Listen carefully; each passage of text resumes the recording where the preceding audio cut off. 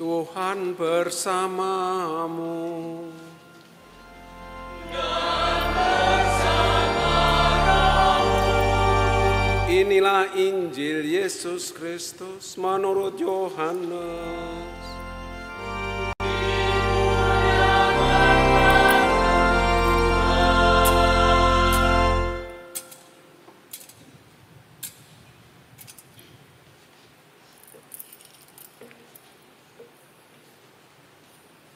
Sesudah bangkit dari antara orang mati, Yesus menampakkan diri kepada murid-muridnya di pantai Danau Tiberias.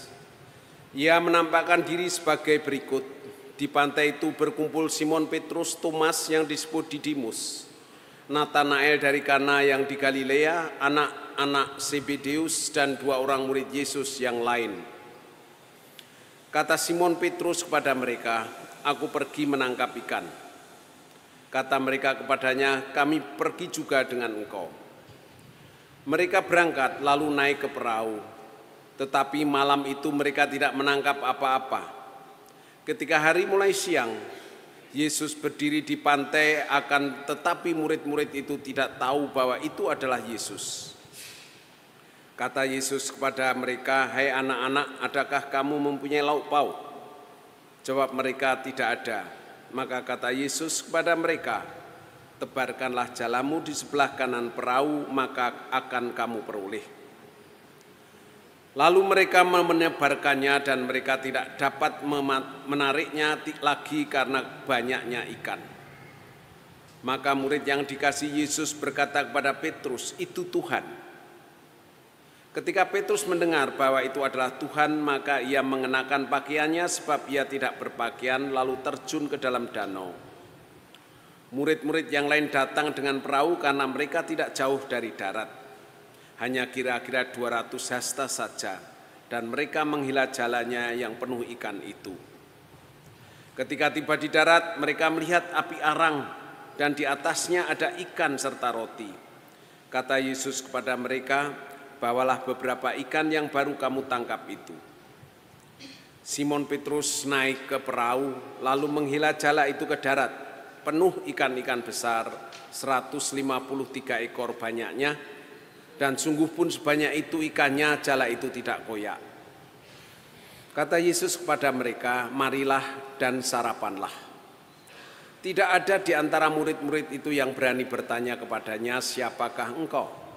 Sebab mereka tahu bahwa ia adalah Tuhan. Yesus maju ke depan, mengambil roti dan memberikannya kepada mereka. Demikian juga ikan itu. Itulah ketiga kalinya Yesus menampakkan diri kepada murid-muridnya sesudah ia bangkit dari antara orang mati. Sesudah mereka sarapan, Yesus berkata kepada Simon Petrus, "Simon anak Yohanes, apakah engkau mengasihi aku lebih daripada mereka ini?" Jawab Petrus kepadanya, "Benar Tuhan, engkau tahu bahwa aku mengasihi engkau." Kata Yesus kepadanya, "Gembalakanlah domba-dombaku." Kata Yesus pula kepadanya untuk kedua kalinya, "Simon anak Yohanes, apakah engkau mengasihi aku?" Jawab Petrus kepadanya, "Benar Tuhan, engkau tahu bahwa aku mengasihi engkau." Kata Yesus kepadanya, "Gembalakanlah domba-dombaku." Kata Yesus kepadanya untuk ketiga kalinya, "Simon anak Yohanes, apakah engkau mengasihi aku?" Maka sedihlah hati Petrus, karena Yesus berkata untuk ketiga kalinya, "Apakah engkau mengasihi aku?" Maka ia berkata kepadanya, "Tuhan, engkau tahu segala sesuatu. Engkau tahu bahwa aku mengasihi engkau." Kata Yesus kepadanya, "Gembalakanlah domba-dombaku. Aku berkata kepadamu, sesungguhnya ketika masih muda, engkau sendiri mengikat pinggangmu, dan engkau berjalan kemana saja kau kehendaki. Tetapi jika engkau sudah menjadi tua, engkau akan mengulurkan tanganmu, dan orang lain akan mengikat engkau dan membawa engkau ke tempat yang tidak kau kehendaki." Hal ini dikatakan Yesus untuk menyatakan bagaimana Petrus akan mati dan memuliakan Allah. Sesudah mengatakan demikian, Yesus berkata kepada Petrus, "Ikutilah aku." Demikianlah sabda Tuhan.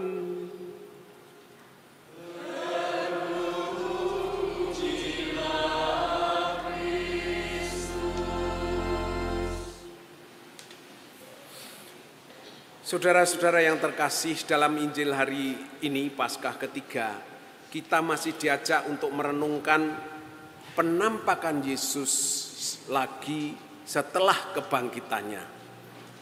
Tetapi yang istimewa pada penampakan Yesus kali ini adalah sekaligus Yesus penampakannya disertai dengan perutusan kepada Simon dan para murid. Setelah makan, Yesus bertanya sampai 3 kali kepada Petrus, "Apakah engkau mengasihi aku?" Dan 3 kali pula Petrus menjawab, "Aku mengasihi engkau." Setiap jawaban diikuti oleh perintah dari Yesus, "Gembalakanlah domba-dombaku." Kita ingat, Petrus pernah menyangkal Yesus sampai 3 kali. Dan kini Yesus memberinya kesempatan 3 kali untuk menyatakan kasihnya kepada Yesus. Di sini muncul suatu nampak sebagai simbol bukan hanya pengampunan Yesus, tetapi rehabilitasi, pemulihan Petrus yang diangkat sebagai wakil dari murid-muridnya diutus oleh Yesus. Makna mengasihi di sini kalau dalam bahasa Yunani ada 2. Yang pertama, phileo itu artinya kasih persaudaraan. Sedangkan agapeo yaitu agapao itu adalah mengasihi secara total. Dan mengapa sampai 3 kali? Karena yang dikehendaki Yesus adalah mengasihi secara total, yaitu memberikan diri dengan totalitas, pemberian diri yang mau berbagi sepenuhnya secara total. Maka di sini sebetulnya perutusan ini kepada para rasul juga perutusan kepada kita. Dan di sini selalu kita melihat bahwa Yesus yang datang selalu diwarnai penampakannya setelah kebangkitan diwarnai dengan pengampunan. Dan juga mau berbagi, mau membawa damai. Kita tidak usah membayangkan, mewartakan sabda Tuhan dalam perutusan pada hal-hal yang terlalu muluk, yang terlalu tinggi-tinggi. Tapi yang sederhana sajalah, bagaimana kita menjadi pewarta kabar gembira kepada saudara-saudara di sekeliling kita. Dalam hal apa? Dalam hal tidak menyakiti. Dalam hal bagaimana kita memilih kata-kata supaya memberi rasa nyaman kepada orang lain. Memberi rasa damai kepada orang lain.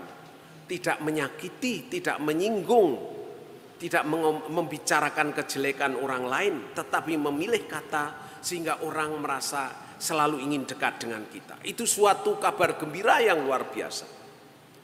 Tapi kita ini seling pelit ya. Padahal memuji orang itu tidak bayar loh. Tapi kita itu pelit memuji orang atau menggunakan kata-kata yang baik bagi orang lainnya. Itu kan ada seminar ibu-ibu, temanya membangun keluarga sakinah. Narasumbernya setelah berbicara lalu tanya kepada ibu-ibu yang hadir, coba ibu-ibu saya ingin tanya, kapan terakhir ibu-ibu mengatakan kepada suami, sayang aku cinta padamu. Dari 150 peserta itu, hanya 5 yang masih ingat. Kapan Anda mengatakan pada suami itu? Pada hari ulang tahun suami saya. Hanya 5 orang. Yang 145 sudah lupa kapan terakhir mengatakan. Lalu narasumber mengatakan, kalau begitu sekarang semua mengeluarkan HP. Sekarang saya minta semua mengirim WA kepada suami. Bilang, sayang aku cinta padamu. Nah, semua harus ngirim. Setelah dikirim, ditunggu 3 menit, semua sudah dapat jawaban? Sudah. Sekarang yang membaca bukan Anda sendiri, tetangga Anda, berikan pada tetangga Anda untuk membacanya. Nah, ini jawaban suami. Yang pertama apa? Mama sehat kan? Suami yang kedua menjawab apa? Mobilnya nabrak apa?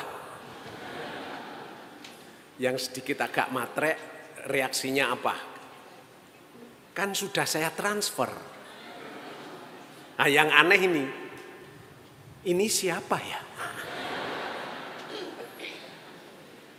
Saudara-saudara, saya hanya mau menggarisbawahi apa? Karena kita jarang dan pelit untuk memuji orang lain, untuk memberikan kata-kata yang menyenangkan orang lain. Begitu kita memuji atau kita menyenangkan orang lain, orang jadi curiga. Orang ini mau ingin apa ya? Karena kita tidak terbiasa dengan itu. Bagi saya, hal kecil seperti ini adalah pewartaan kabar gembira. Bagaimana kehadiran kita, kata-kata kita memberi rasa nyaman bagi orang lain, bukan mengancam, bukan memojokkan. Ya, itu kan kalau suami atau pasangan istri atau datang terlambat, ya jangan tanyanya ngapa pulang malam-malam ke kafe ya, ketemu mantan ya. Itu kan memojokkan. Kata-kata yang memojokkan itu sering menjadi sumber percekcokan, sumber konflik. Kita kan bisa bertanya, macet ya Pak? Memang ini hari-hari banyak orang datang ke Jogja. Ya, jadi bagaimana kita memilih kata supaya hidup kita itu merasa nyaman, tidak memojokkan, tidak membuat pertanyaan-pertanyaan yang orang lain harus membela diri. Maka saya hanya mau mengatakan apa? Memang di Injil ini tidak ada ilustrasi kebangkitan Yesus. Tetapi bukti-bukti yang sangat meyakinkan itu hadir di sini. Yaitu apa? Masih ingat ketika para perempuan datang ke makam Yesus, dua malaikat berdiri di makam Yesus dan memberitahu Yesus telah hidup kembali. Yesus menampakkan diri dengan dua orang murid menuju jalan Emmaus, dan mereka mengetahui kapan mereka sadar bahwa itu Yesus ketika Yesus berbagi roti. Hari ini juga ketika Yesus berbagi makanan, mereka sadar ini Yesus. Ketika di rumah pintu-pintu tertutup, Yesus masuk, dan apa yang dikatakan pertama kali Yesus waktu dia bangkit? Damai bagimu. Dan juga yang paling fenomenal adalah ketika Yesus menampakkan diri kepada Saulus pada kisah para rasul bab 9. Dalam perjalanan ke Damsyik, tiba-tiba cahaya memancar di langit mengelilingi Saulus. Ia rebah ke tanah dan kedengaran suara nyaring, "Saulus, Saulus, mengapakah engkau menganiaya aku?" Dan waktu itu juga Yesus mengampuni Saulus, dan di situ juga ada perutusan. Yesus membawa damai, Yesus membawa pengampunan. Tetapi bagi kita, meskipun sudah merayakan Paskah, masih banyak dari kita yang sulit mengampuni orang yang bersalah kepada kita. Begitu ingin mengampuni, ketemu orangnya, lihat wajahnya, sakit lagi, marah lagi. Ya, habis retet, habis berdoa, ya, habis ngaku dosa, sudah dia mau niat mengampuni, ketemu lagi, ingat waktu difitnah, marah lagi. Ya. Tidak mudah. Dan kita baru sadar bahwa bisa mengampuni itu juga rahmat dari Tuhan. Saya ingin memberikan cerita kisah nyata dari seorang Corrie ten Boom. Corrie ten Boom menulis dalam bukunya The Hiding Place. Corrie ten Boom dan saudara perempuannya Betsy dan ibunya ditangkap oleh tentara Nazi dan dijebloskan ke kamp konsentrasi Ravensbrück di Jerman karena ketahuan menyembunyikan orang-orang Yahudi dalam waktu Perang Dunia Kedua. Ibu dan saudari perempuannya itu akhirnya meninggal di kamp konsentrasi karena perlakuan yang buruk dan sangat kejam. Setelah Perang Dunia Kedua, Corrie ten Boom dibebaskan, lalu ia mulai memberi kesaksian dan berkhotbah di gereja-gereja di Jerman. Suatu hari ketika ia setelah berkhotbah di salah satu gereja di München tentang kasih dan pengampunan Allah, seorang pria mendekati dia. Saat melihat pria itu yang berjalan ke arahnya, Corrie langsung mengenalinya. dia adalah penjaga kamp konsentrasi yang paling kejam. Dan dia juga yang menyebabkan ibunya dan saudarinya meninggal. Saat itu si pria mau mencoba mengulurkan tangannya, minta ampunan kepada Kori secara pribadi. Pada detik itu juga hati Kori penuh kebencian, masih ingin balas dendam, merasa dingin dan membeku. Ia sebetulnya tahu dan sadar apa yang harus ia lakukan, yaitu mengampuni. Tetapi dia waktu didekati pria itu, dia tidak mampu. Dia merasa bahwa sakit hatinya tumbuh lagi. Dia bergumul dengan luka masa lalunya, rasa sakitnya, dan kehendak Tuhan yang harusnya dia mengampuni seperti yang dia khotbahkan. Maka kemudian ia berdoa dalam hati, memohon agar Tuhan memberi kasih untuk melaluinya. Ia berkata dalam dirinya dan berdoa, Tuhan, aku tidak bisa mengampuni, berikanlah aku kekuatan-Mu. Dan aneh, ada yang menggerakkan dia, tiba-tiba dia mengulurkan tangannya dan mengampuni penjaga yang kejam itu. Dia move on, dia mau mengampuni. Bagi saya kesaksian dia di dalam bukunya ini adalah kebangkitan yang nyata. Ini adalah makna kebangkitan. Karena dia menatap masa depan, mengampuni orang, dan dia sendiri terlepas dari kebencian dan keinginan balas dendam. Dia tidak lagi disandera oleh kebencian. Dan orang yang diampuni juga dilepaskan dari perasaan bersalah. Inilah makna suatu kebangkitan. Dan ini juga yang diajak kepada kita. Apakah kita bisa mengampuni? Dan mengampuni itu adalah rahmat. Janganlah kita berhenti hanya pada salib. Tetapi kita harus menatap ke depan, melihat kebangkitan, bangkit bersama Kristus. Berarti juga kita menerima belas kasih Allah. Ya, dan itu disalurkan melalui kita. Itu kan ada seorang politisi meninggal, namanya politisi ya, biasa berkuasa, mantan menteri ya. Waktu meninggal juga ingin naik surga, nah dicegat sama malaikat, mau kemana kamu? Ya mau ke surga, enak aja. Waktu di dunia kamu banyak korupsi kok ke surga. Loh katanya Tuhan berbelas kasih, katanya Maha Rahim, boleh akan diampuni, penjahat saja ya di samping Yesus bisa diampuni, mengapa saya tidak? Wah, malaikatnya kalah debatnya dengan politisi, kan pinter debat gitu. Ya sudah, kamu boleh mencoba di surga 1 minggu, tetapi kamu harus mencoba juga di neraka nanti 1 minggu. Oh enggak masalah malaikat, mencoba di surga 1 minggu, baru 2 hari enggak kerasan. Karena apa? Suasananya tenang, banyak yang berdoa, dia enggak biasa berdoa, enggak cocok bagi dia. Makanannya sederhana lagi, banyak yang mati raga. Baru 2 hari nggak kerasan lalu bilang malaikat, maaf malaikat, saya ingin coba yang di neraka saja, siapa tahu saya cocok. Ya silahkan ke neraka sana, 1 minggu boleh mencoba.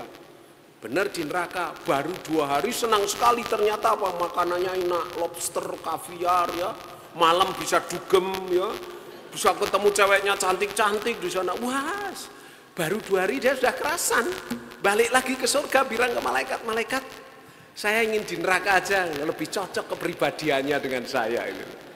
Oh ya baik, tetapi kalau sudah ke neraka nggak boleh kembali loh, kamu tetap di neraka yuk. Oh nggak masalah malaikat, saya senang kalau di sana. Ya udah, selamat jalan sampai tidak bisa ketemu lagi ya, selama-lamanya di sana. Silahkan jalan. Benar dia balik ke neraka. Tahu nggak waktu kembali? Ternyata di sana langsung disambut, diantem itu. Pada berantem, makanan berebut, mau tidur saja berebut, jadi nggak bisa tidur, dia sakit-sakitan.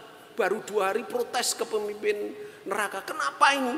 Sekarang kayak begini, waktu 2 hari itu saya merasa nyaman, makanannya enak, ada dugem, mengapa sekarang nggak ada?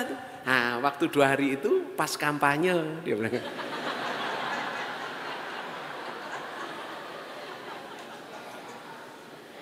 Saudara-saudara, pacaran itu kampanye. Ya. Jangan tertipu kalau pacaran ya. Jangan cepat-cepat, wah orangnya baik. Hati-hati kampanye itu. Ya. Ya, tanya Bapak Ibu yang sudah menikah lama itu, setelah menikah ketahuan aslinya itu ya. Ya, hati-hati. Maka jangan mau pepatah orang mengatakan ya toh, waktu tunangan engagement ring ya toh, waktu menikah wedding ring ya. Setelah 10 tahun menikah suffering. Dan 15 tahun menikah pasang ring. Enggak saya nyamakan pada orang-orang tertentu itu bisa. Tapi saya hanya mau mengatakan di sini apa? Bahwa salah satu tanda kalau kita bisa mengenali Yesus yang bangkit, dan kalau kita ingin juga bangkit bersama Dia, salah satu tandanya adalah berbagi. Yesus berbagi roti, orang mengenali itu bangkit. Maka orang akan mengenali kita sebagai orang yang bangkit bersama Kristus ketika kita mau berbagi.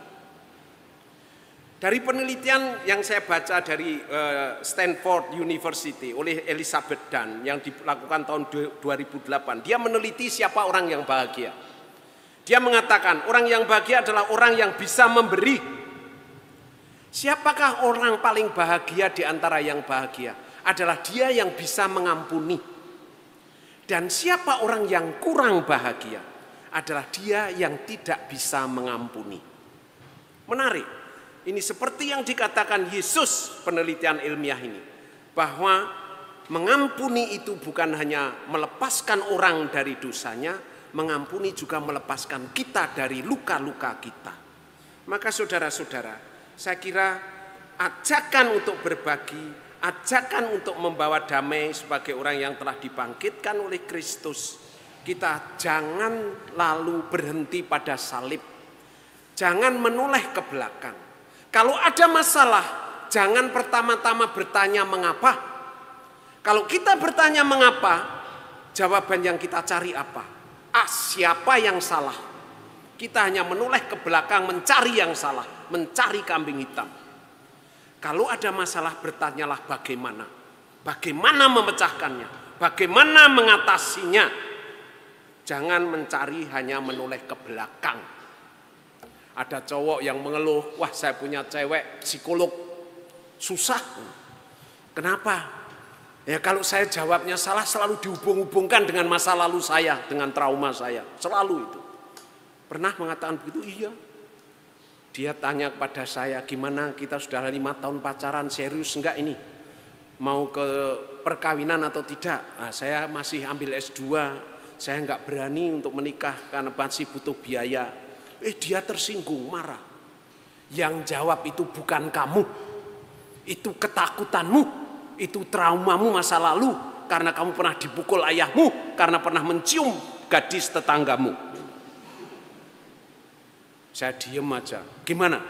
Berani komitmen enggak? Maaf, saya belum berani. Sekali lagi itu. Bukan kamu yang menjawab. Yang menjawab itu ketakutanmu itu.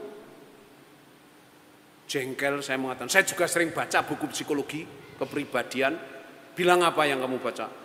Ya saya cuma baca katanya kalau ada cowok punya trauma masa lalu dipojokkan oleh pacarnya, dia bisa membunuh pacarnya.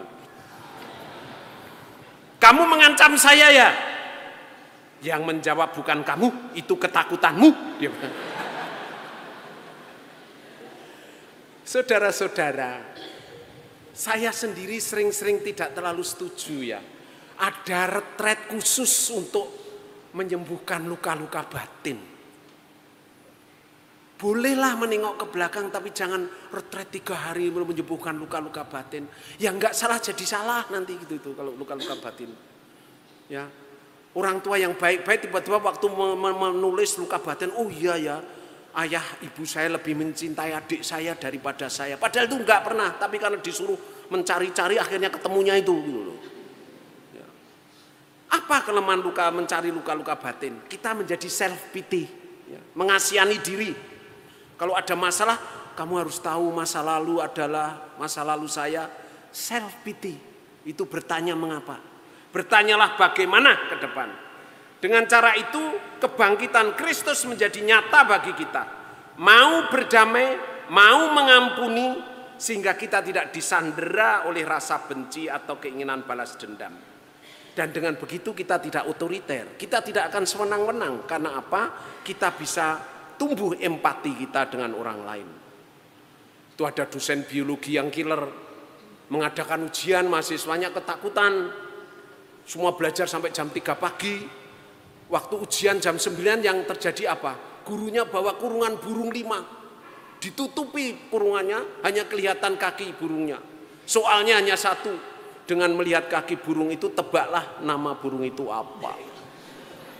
Yang belajar sampai jam 3 pagi marah tapi nggak berani apa-apa.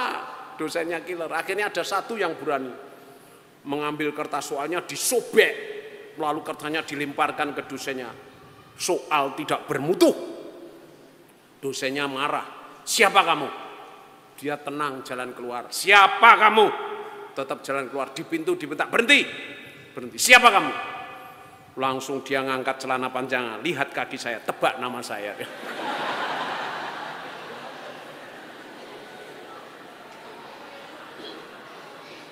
Saudara-saudara, saya hanya mengatakan apa? Ada istilah dikatakan, di mana ada afirmasi kekuasaan akan ada perlawanan. Janganlah kita sewenang-wenang di suatu tempat. Pada seseorang pasti akan ada perlawanan dan ada kebencian di sana. Belajarlah kita mengampuni, membawa damai, dan menempatkan diri kita pada posisi orang lain supaya tumbuh empati kita. Amin.